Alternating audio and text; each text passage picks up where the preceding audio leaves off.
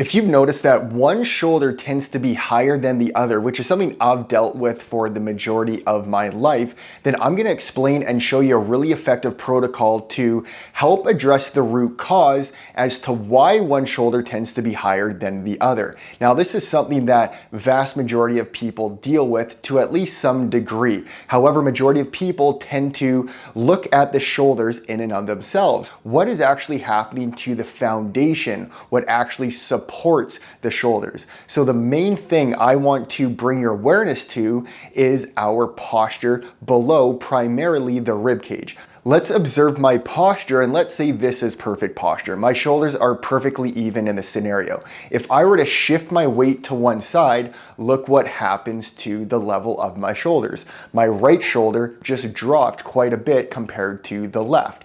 And now when I'm stuck in this posture, which is more of a right lateralization, then my right hip tends to hike, my right shoulder tends to drop. This causes a lot of compression in the right side of the rib cage, and then my neck generally needs to side bend to the left, and this can cause some pain and annoyance in the left trap and in the left side of the neck. We also have to understand if we are shifted to one side, you are generally going to be turned towards that side as well. Now, this affects our rib cage and different compression sites that we need to address. The right side, these ribs internally rotate because we can't expand and bring air into this space. So this area is now blocked off, but generally the left side of the chest and the rib cage is actually more open because we are turned towards that side. If I were to do the same thing and turn towards the other side, then I would have more expansion on my right chest wall and more compression on the left. What we need to do to address the fix here is first off, decompress the areas of compression in our rib cage. So I'm going to be showing block therapy, which is a highly effective fascia decompression technique, but then we have to train our breath to breathe and expand into those areas by biasing expansion through certain corrective exercises that I'm going to be showing. Then we also need to start strengthening the inverse of this posture to bring us more over to this side so that we can find more of that neutral balance. All you're gonna need is a block from block therapy or a tightly rolled up towel, and we'll get started with our first position. Now, this is something where you can take a photo now, and then you can take a photo in a day or in a week or in 2 weeks from now, and notice if you're starting to see a change. It is absolutely critical that we start off with the fascia decompression technique because our fascia is this three-dimensional webbing and matrix that holds our entire body together. But when we compensate, when we shift, then it can get sticky and more glued, and it can't glide and slide the way it's supposed to. So these ribs tend to get really stuck together. So this sequencing of block positions I'm going to be showing you is going to be focused in those areas of compression. So you can either use your block from block therapy, or you can use a tightly rolled up towel, which is more of a beginner approach, but you'll get the sense of what we're trying to accomplish here. Now, I'm gonna have the block just underneath my right pec to start. Now, these low ribs tend to get closed and shut off. So we're gonna start by opening that up. So nice and slow, as I get into this position, I'm gonna bend my left leg to its side, and then I'm gonna stagger my right arm so it's a little bit higher than my left. This is gonna bias a little bit more expansion and opening in these ribs. Now, the first and most important thing is that we connect to our breath and we relax. We need to relax to allow our tissue to release, decompress, so that it can start to slide and glide more effectively. So as we're here, exhale fully. Feel the belly and the rib cage get small. Feel your side abs, those oblique muscles just slightly engaging to hold the rib cage down. Now I want you to inhale. Bring your tongue to the roof of the mouth and feel the entire rib cage is starting to expand, but bring more awareness to where the block is located. We want those ribs to expand. If you can't sense or feel that quite yet, that's totally fine, but just bring that awareness and that intention there. Now, as we are in this position, throughout about 3 minutes or so, you can very slowly start climbing your right hand here a little bit higher. That's going to just further open up the front part of the rib cage and close off a little bit more of the back part of the rib cage. Once we spent about 3 to 5 minutes here, and I want you to very, very slowly just search for some pain, just little intricate movements. We're not rolling back and forth. We're staying isometrically here and just slowly guiding, gliding, twisting, and releasing this tissue. After about 3 to 5 minutes, we're very slowly going to transition to the right lower side ribs. You can rest your head in your hand here, or you can get a prop, a pillow, or something to support your head.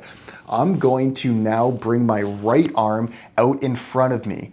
And as I'm here, we're just gonna start by settling in for about a minute or so. The right side of the rib cage can get, of course, as I mentioned, more compressed than the left. So there might be more pain in this area because there's more compression, more of that dry, gluey fascia that we need to release. But I want you to really breathe and direct your breath into these right side ribs. So let's exhale, close off that left side. Inhale, open up that right side. And I just felt a big expansion in that right side of the rib cage. So again, you want to spend 3 minutes here, even up to 5. It's really up to you. And we can slowly search towards the front, and more specifically in the front for the purpose of this video. And you can spend more time here, then you can bring that arm out of the way, get creative with your movements here. Now, once you spend 3 to 5 minutes, all we're gonna do is bring the block up a little bit higher and continue to decompress this area. Our lats, our serratus can get so tight and compressed that it's so challenging to bring our breath into this area and create expansion. And we're gonna follow the exact same protocol. You're gonna stay here. I want you to search now more into that front chest wall. Spend 3 to 5 minutes nice and slow. Once you've done so, we're just gonna slowly exhale up and off. The theme here is slow. I've been saying slow a lot here, but that is the key for fascia decompression. Once we've unlocked and opened this up, you might even feel a total change, more expansion into this area. Take a few breaths and expand that rib cage. And now we're gonna move on to our next exercise. Let's slowly make our way to our left side. Now, if you notice that your left shoulder is a little bit lower than your right, you're just gonna be doing the opposite sequencing, similar to the fascia decompression and the exercises that I'm showing. But now to carry on with someone who has a right shoulder lower than the left, we're now gonna get onto our left side. I want your elbow directly underneath your left shoulder, and we're gonna get into about 60, you can even get into about 90 degrees of hip flexion like this. Whatever is comfortable for you in this moment. Now that we're here, I'm gonna show you a progression to this, but this is a really good start. I want you to exhale and bring these left ribs higher up towards the ceiling. What is that doing? Well, it's creating a little bit more compression on the left side. We're strengthening those obliques, which help us side bend and rotate to the left, which is the inverse of what we're dealing with. Now, as I'm here, you can very slowly bring that right arm, not directly behind you, but just kind of in front of your face like this, and you're gonna notice this is gonna create a lot of length here. So I want you to intentionally be pushing with your shoulder here, with your elbow into the floor, as you are bringing those left ribs up. And now we're gonna hold this. So we are starting to add a little bit of strength, but in more of a corrective way. Exhale fully. Feel those left side oblique muscles that are engaging. Keep those engaged as you inhale. So now as I inhale, you're gonna really feel some expansion in these right lower ribs, the right upper ribs, to start creating that expansion. When we direct our breath here, now we're teaching our diaphragm and our lungs that it's okay to now bring our breath into the space that we probably have hardly been doing for a very long time. So you're gonna be hanging out here for about 8 up to 10 breaths. and you're gonna do about 2 to 3 sets. Now, if this seems too simple for you, or you've been doing this for a few days and you wanna progress it, we're gonna get a little bit more into a side plank, but I want the knees to continue to be on the floor. We're going to now add a little bit more compression on this left side, and a slight adjustment here is rather than bringing it overhead, which you can do to start, we're going to reach out in front of us. What is this doing? Well, it's turning me now more to the left, and it's gonna open up more of the right front chest wall. So as we're here, we're gonna hold this, bring the tongue to the roof of your mouth to support the head and the neck, and we're just very gently pushing away and protracting that shoulder blade, meaning it's getting a little bit further away from the spine. We're gonna hold this for 8 up to 10 breaths, and the same thing, do about 2 to 3 sets. I'll show you what one breath looks like. Exhale fully. Tongue roof of the mouth. Very gentle, soft inhale.